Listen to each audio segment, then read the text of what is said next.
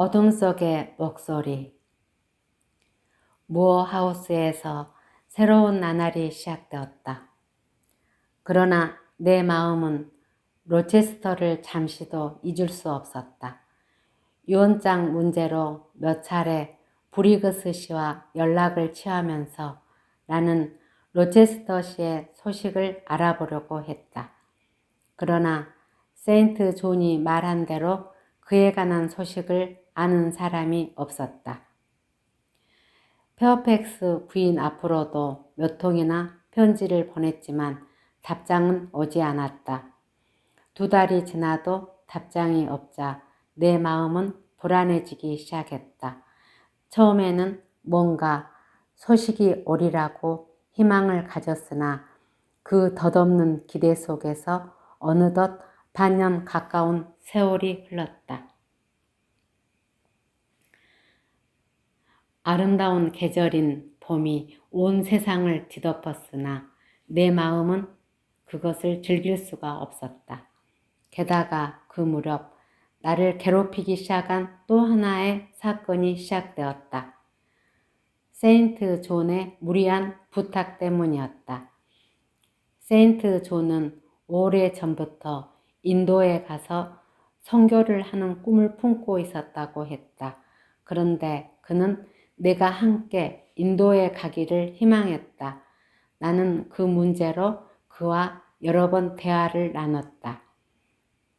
나는 그런 일을 감당할 만큼 강한 사람이 아니에요.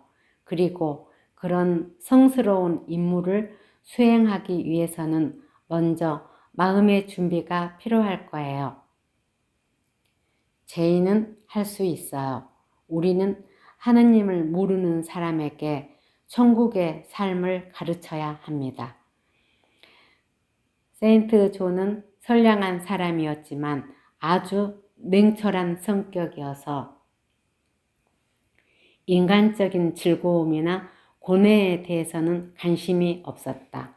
그는 자기가 지닌 높고 고귀한 이상을 향해서 돌진할 뿐이었다. 그러나 나는 그와 함께 선교 활동을 하기 위해 인도로 갈 용기도 의지도 없었다.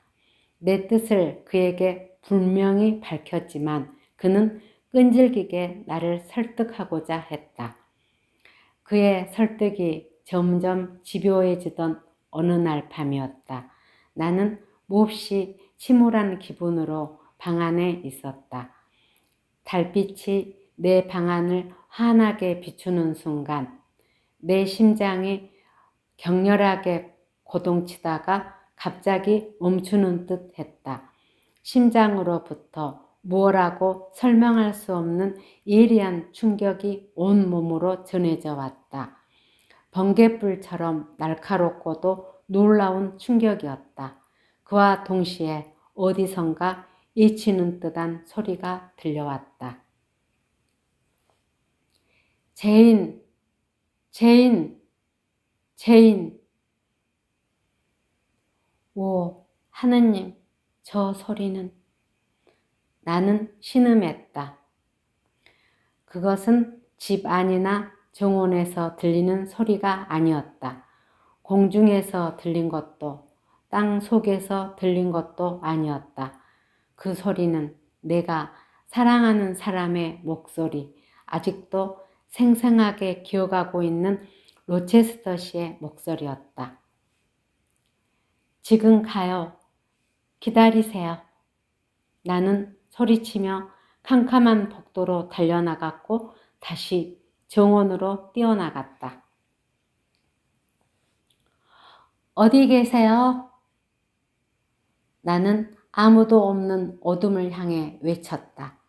바람이 숲속에서 낮게 울고 있을 뿐 주위는 온통 고요했다. 세인트 존이 놀란 듯 쫓아나와 나를 잡았다. 그러나 나는 그의 손을 뿌리쳤다. 그리고는 그에게 아무 말도 하지 말고 아무것도 묻지 말라고 했다. 방으로 돌아온 나는 문을 잠그고 혼자서 기도했다. 기도하는 동안 마음에 결심을 굳힐 수 있었다. 나는 아무런 두려움 없이 날이 밝기를 기다리며 침대에 누웠다. 이튿날 오후 3시에 나는 무어하우스를 떠났다. 손필드를 떠난 지 1년 만에 나는 다시 돌아가고 있는 것이었다. 36시간의 긴 여행 끝에 익숙한 모습의 산과 들이 눈앞에 펼쳐지자 나는 마차에서 내렸다. 손필드가 보이는 언덕에 올라설 때까지 내 마음은 로체스터시를 만나는 온갖 즐거운 상상으로 가득 차 있었다. 그런데 내 눈앞에 펼쳐진 것은 보기에도 처참한 폐허와 잔더미뿐이었다. 지붕도 벽도 굴뚝도 거의 부서져 있었고 주위에는 죽음의 침묵이 감돌았다. 시커멓게 그을은 돌과 타다 남은 목재 사이에서 잡초가 자라고 있는 것으로 보아 큰 화재가 있었던 것 같았다. 나는 떨리는 마음으로 근처에 있는 여관을 찾아가 주인에게 물었다. 손필드 저택에 관해 아십니까?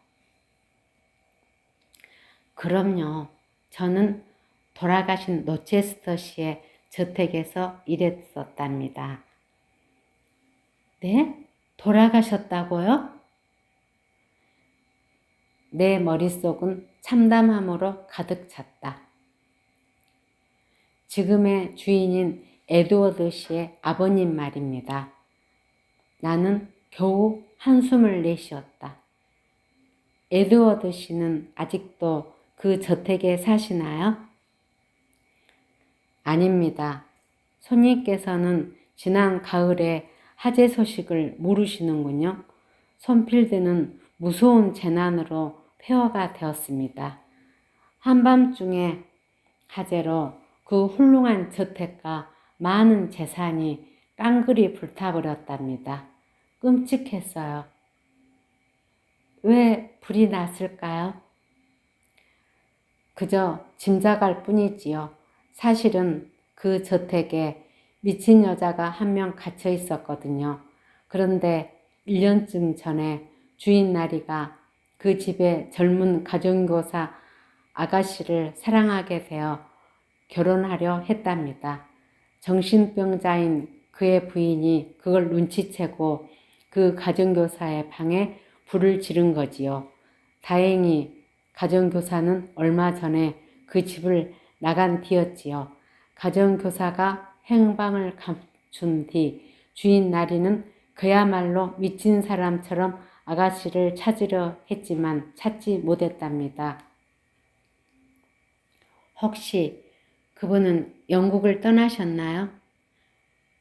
천만에요.